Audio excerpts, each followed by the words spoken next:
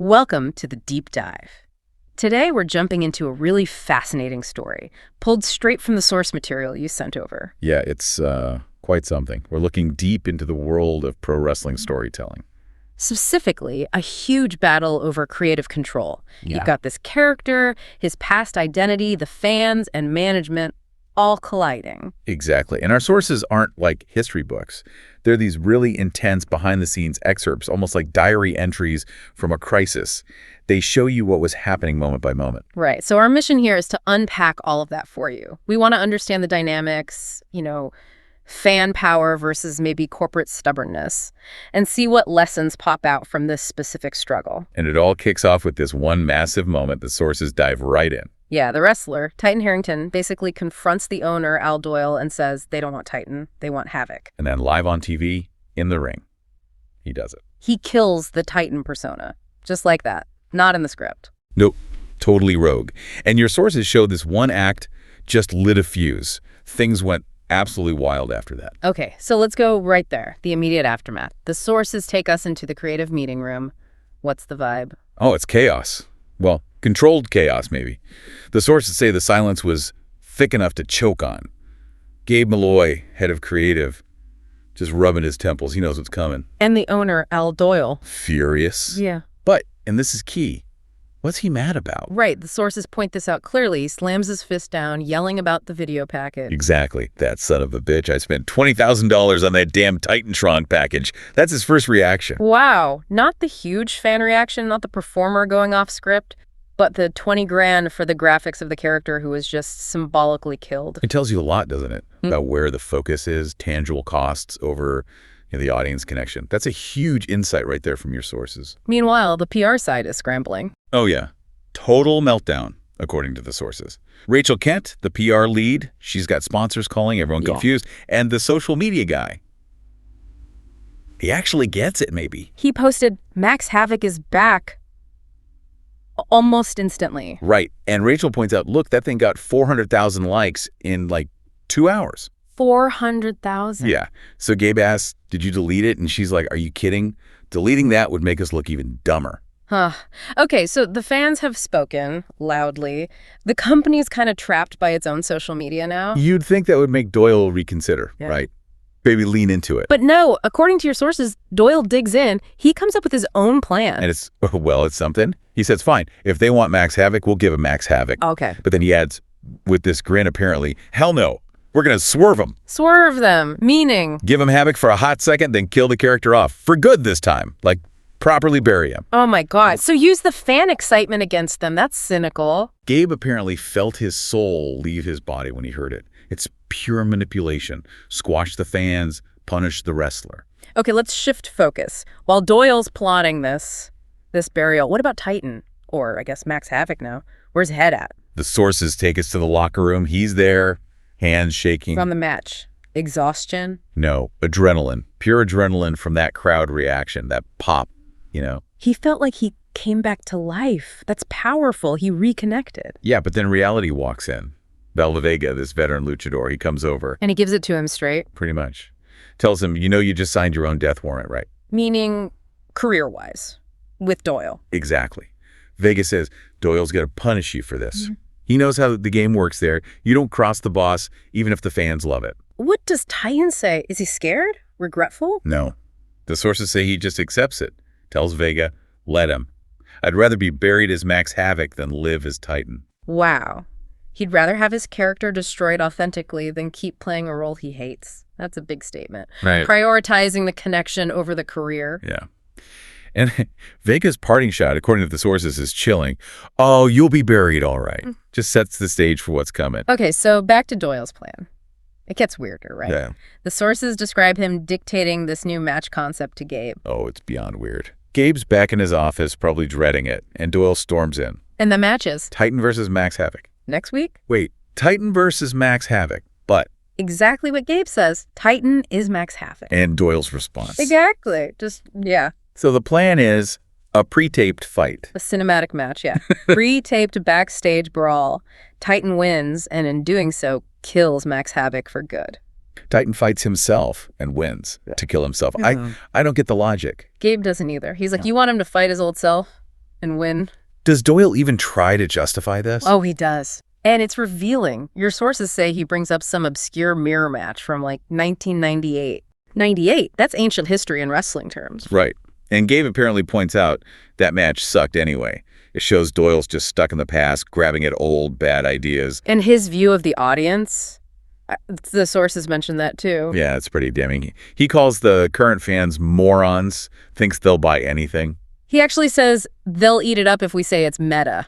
Like putting a label on it makes the bad idea suddenly smart. It shows this real contempt for the audience, assuming they're easily fooled. And right then, Rachel Kent pops her head in. Perfect timing. She reports that hashtag HeyFCLives is trending #1 worldwide. #1. So undeniable proof the fans are behind Havoc. You'd think. But Doyle, he just smirks. Yeah. What does he say? See? Perfect time to kill it. Unbelievable, right?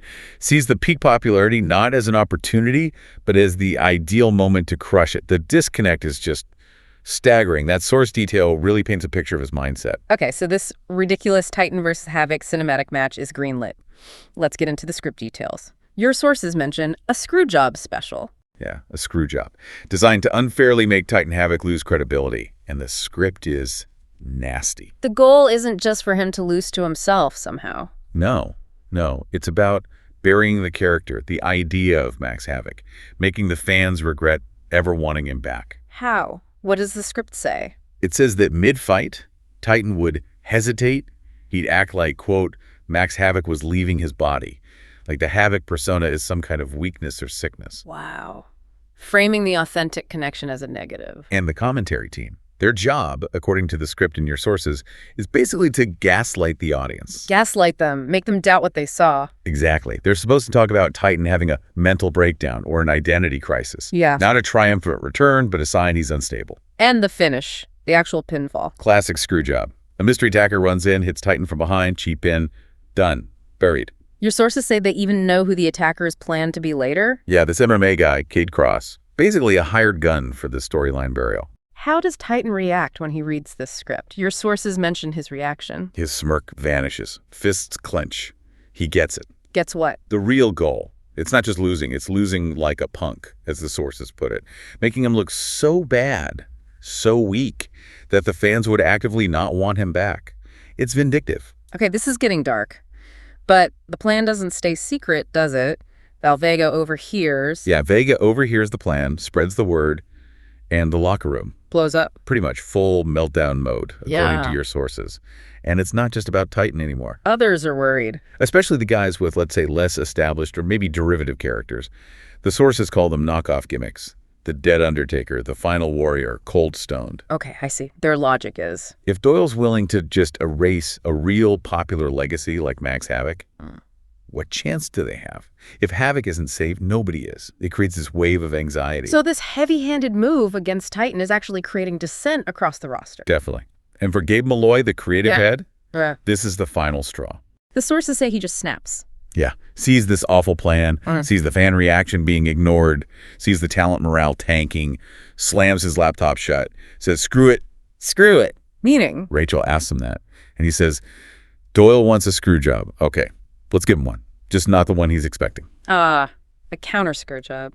Using the boss's tactics against him. Exactly. A rebellion from within creative. And Titan.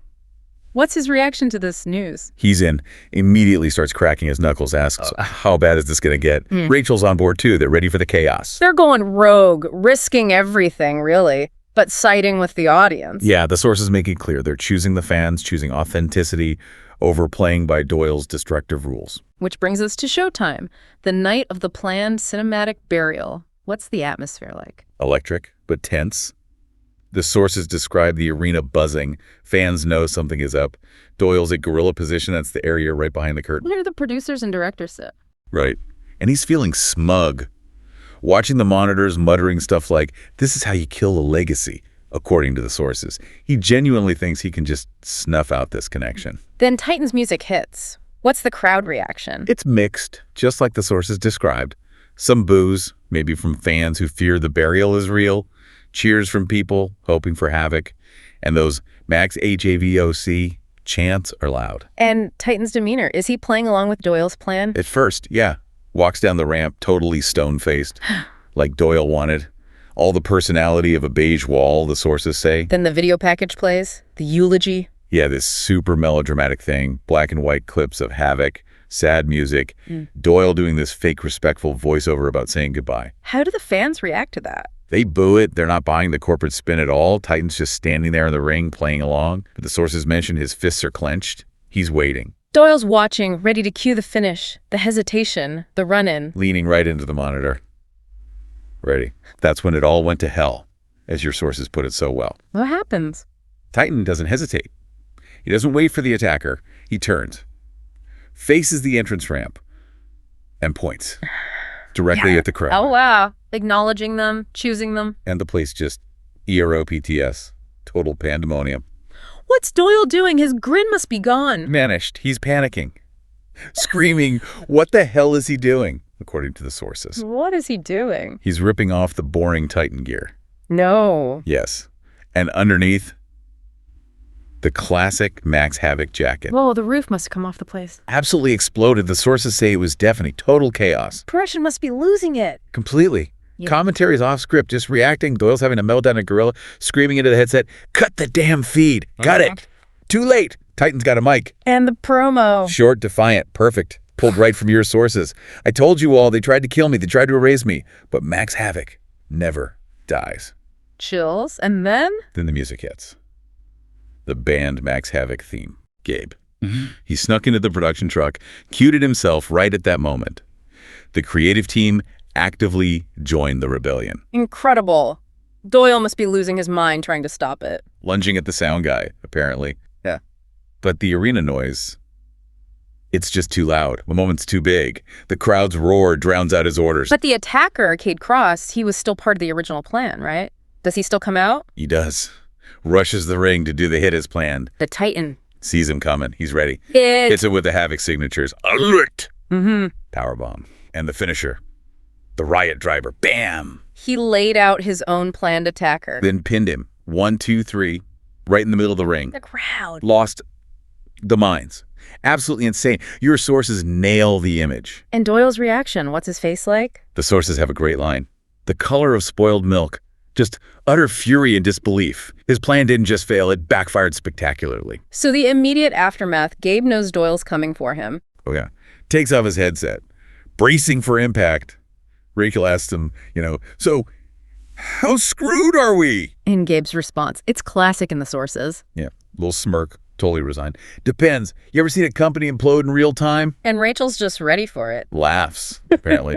Says, oh, this is going to be fun. They chose chaos. And Doyle bursts into Gorilla, predictably, screaming, who booked this? Who let this happen? Completely clueless that it was a collective defiance. While back in the ring. Titan, Max Havoc, is just soaking it all in. The place is absolutely rocking.